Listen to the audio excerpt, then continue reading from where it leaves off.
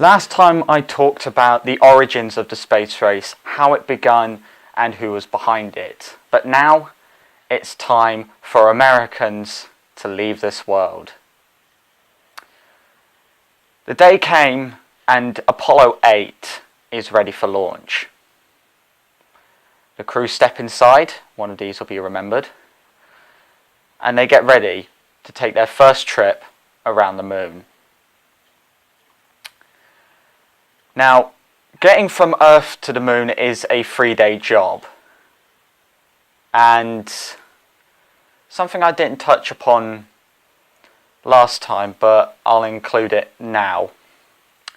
The famous writer Jules Verne published a book about how he thought man was going to get into space and to the moon.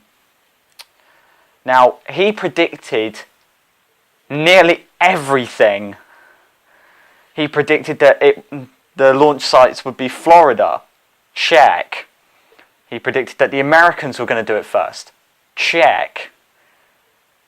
He predicted that a giant cannon was going to be used.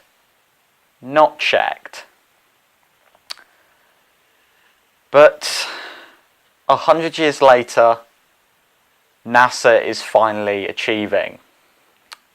And when Apollo 8 launches, the world is watching as they take their trip around the moon. Now, the first Americans to be around the moon were sadly not the first ones to be on the moon.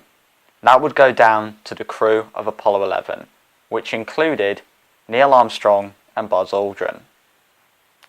On July 1969, I've been researching World War I, they set off for the trip of a lifetime, a vacation which no one can get, but everyone wants. They are going on a one-way trip, well, not a one-way trip, a round trip to the moon. 3 days after they set off from their launch site in Florida, Neil Armstrong and Buzz Aldrin moved to the lunar module. They piloted it down to the moon's surface, and if I can find the clip, here it is.